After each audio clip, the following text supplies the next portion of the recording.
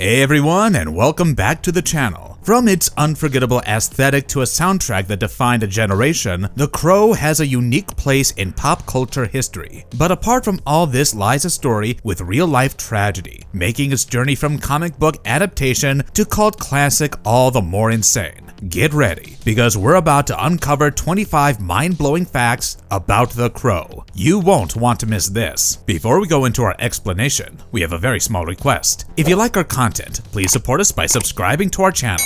This is a small click for you, but for us, it means a lot. Thank you. Let's begin. A story born from deep wounds. The Crow's intensely dark and sad world didn't pop up on a movie studio lot. No, it was directly inspired by the very personal tragedies of James O'Barr, who created it. In order to cope with his personal loss, he began the comic book series, which debuted in 1989. After his fiancée was killed by a drunk driver, his life was shattered, and he started writing The Crow. Hunting for Eric Draven. Finding the perfect actor for the iconic role of Eric Draven was no easy task. Believe it or not, the producers first looked at a bunch of musicians before Brandon Lee finally landed the part. Think about it. Rock legends like Alice Cooper, U2's The Edge, and the mysterious Roz Williams from Christian Death were on their radar. There were also whispers about River Phoenix and Jon Bon Jovi, but in the end, it was Brandon Lee who blew away director Alex Proyas and the team. He had this amazing presence, incredible martial arts skills, and a deep grasp of the character's emotional world. The unthinkable. It was March 31st, 1993, just days before filming was supposed to wrap, when tragedy struck the set of The Crow in Wilmington, North Carolina. The film's 28-year-old star, Brandon Lee, lost his life. The fatal accident happened while shooting a scene where Eric Draven gets shot by some thugs. A prop gun fired a .44 Magnum bullet casing that had gotten stuck in the barrel from an earlier take. This dummy cartridge, which should have been harmless, had its primer go off, sending that large bullet flying with enough force to hit Lee in the stomach. Even after quick medical help and hours of surgery, Brandon Lee sadly died later that day at the New Hanover Regional Medical Center. He left behind a heartbroken cast, crew, and a movie that wasn't finished. Finishing the unfinishable. After Brandon Lee's horrible death, making The Crow became an unbelievable challenge. How do you finish a movie when your main star is gone? The studio thought about giving up on the whole thing. But driven by a powerful desire to honor Lee's memory, the director came up with some innovative technical fixes. They used a mix of body doubles and early computer-generated imagery to put together the remaining shots. Body doubles Chad Stahelski and Jeff Cadiente stepped in for certain shots, and then Brandon's face was digitally added. Smart editing was also important in using existing takes and creating new scenes from shots that were originally tossed out.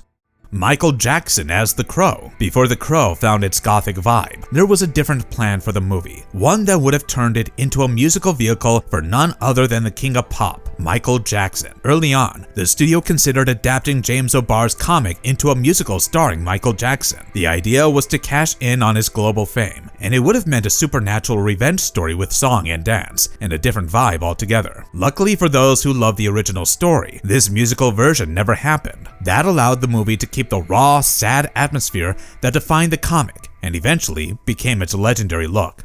The cursed set. Before Brandon Lee's tragic death, The Crow's set was riddled with strange incidents and disturbing accidents, which quickly led to the production's reputation as being cursed. Early in filming, a carpenter working on Top Dollar's club set was badly hurt when his crane hit live power lines, and he suffered severe burns, and this forced them to stop shooting for a bit. Later, while building a rooftop set, a sudden, unexplained storm blew through, causing a lot of damage and delaying filming again. There were also stories about a sculptor driving his car right through the studio's plaster shop and a mysterious fire that destroyed a set. All these things, even before the death of their star, made the cast actively superstitious.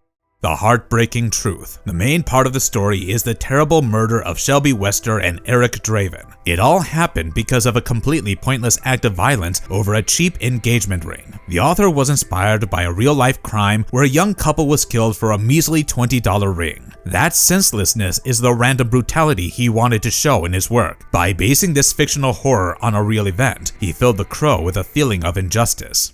Winged Wonders. Despite the movie being called The Crow, the actual bird stars of the film were mostly ravens, not crows. Why the switch? Well, it mainly came down to practical filmmaking stuff. Ravens are usually bigger and often easier to train than crows, which made them a better fit for the detailed scenes needed in the movie. The animal handlers found that ravens were generally more cooperative on set and could reliably do the specific actions and cues they needed. The grand and smart ravens perfectly conveyed the creepy presence, which was important to Eric Draven's resurrection.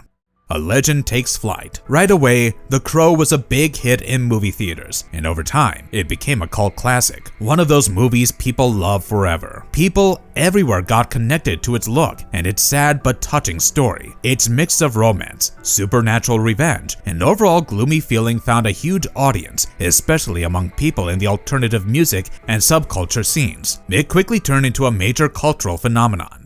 Words to live by and die by. Probably the most well-known quote, "It can't rain all the time," spoken by Eric Draven, offers a tiny ray of hope in the middle of overwhelming despair, and other lines, like "Mother is the name for God on the lips and hearts of all children," also said by Draven, are still famous to this day and age.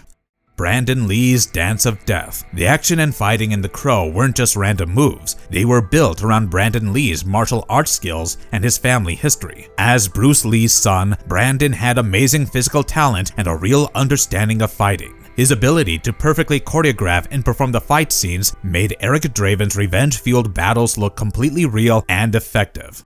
How The Crow changed Hollywood gun safety. The tragic death of Brandon Lee during production marked an immediate shift in the film industry's policies regarding gun safety. Hollywood was forced to reevaluate prop weapons entirely as a result of the incident, which resulted in much more stringent regulations and increased awareness on all film sets. Important adjustments included prohibiting real bullets from being near prop guns, ensuring that an armorer was always present on set for any shot involving firearms, and conducting much more thorough checks for blank cartridges. The Face of Fury. Eric Draven's face paint is one of the most recognizable and famous parts of The Crow. In the original comic, the face paint was like rough white clown makeup. For the movie, special effects makeup artist Lance Anderson and his team polished this concept and came up with a more stylized, skeletal, and expressive design. Brandon Lee himself was heavily involved in creating the makeup. Giving The Crow its voice. The soundtrack of The Crow was super important in making the film a cult classic and giving it that lasting appeal, becoming as famous as the movie itself. It featured an amazing collection of songs from major industrial rock bands of that era. Bands like The Cure with their track Burn, and 9 Inch Nails, which contributed Dead Souls, brought an unmatched feeling of hopelessness and angst. Fan theories and The Crow's hidden meanings. It is packed with symbols, and fans love coming up with all sorts of theories about them. One big theory is about the rain, which seems to be falling all the time. It usually shows up during the sad or violent scenes, but you also see it during quiet moments of calm, or when a character finally lets go of their pain. Some think the rain stands for cleansing or washing away the world's sins, while others see it as a symbol of Eric Draven's endless sorrow. Then there's The Crow itself. It's like a bridge connecting the worlds of the living and the dead. How The Crow rocked Gothic and alternative culture. It inspired countless people to dress similarly, from trench coats and leather to intricate makeup designs. The sad mood, the thoughtful conversations, and, super importantly, the legendary soundtrack featuring bands like The Cure and 9 Inch Nails became an anthem for a whole generation drawn to darker artistic expressions. Flailing Wings. Although the first movie was a huge cult hit, the franchise has struggled to hit that same mark again. Lots of planned sequels and reboots have fallen flat, and they never quite captured the magic of the original. After The Crow's success, a few sequels did come out, like The Crow, City of Angels, 1996, The Crow, Salvation, 2000, and The Crow, Wicked Prayer, 2005. But honestly, none of them got the same praise from critics or connected with audiences like the first one did. There was also a short-lived TV show, The Crow, Stairway to Heaven, starring Mark Dacascos. Over the years, many attempts to reboot or remake the original have been announced, with different actors and directors attached, but these projects often just got stuck in development. Even the 2024 Crow movie wasn't a hit. Box office boom and critical cheers. Even with all the crazy challenges during its making, it opened at #1, raking in over $50 million in the US against a production budget of $23 million, meaning it was a financial hit. Critics mostly loved its distinctive visual style, and especially Brandon Lee's powerful performance. Reviewers praised its dark atmosphere and how it managed to mix action, supernatural stuff, and deep emotion. Decades later, it is still highly regarded by critics, often pointed to for how much it influenced the superhero genre and Gothic movies. Remembering Brandon Lee. When Brandon Lee tragically died, it was a huge loss that left a permanent scar on the people who made The Crow and the fans who loved him. They honored him with many tributes. The most lasting one is in the movie itself. It's dedicated to him and his fiancée, Eliza, with a simple message at the end for Brandon and Eliza. His professionalism and kindness were obvious, and how committed he was to the movie. Many of his co-stars and the director have consistently honored his memory in interviews by recalling his lively spirit and the emptiness left by his absence. Setting the tone. The Crow inspired a whole generation of filmmakers and shaped future Gothic movies. It paved the way for more stylized and emotionally complex superhero and anti-hero films. You can see the movie's influence in the visual style of films that came after it, which made directors use darker color schemes and neo-noir vibes. The special filming spots and set magic. The incredible visuals were carefully put together using specific filming locations and clever set design. This created a distinct and always nighttime city that felt real, and yet still felt out of this world. Most of the movie was shot on sound stages in Wilmington, North Carolina, which gave them total control over the lighting and mood. Production designers built multi-level sets that looked like a constantly rainy, crumbling city.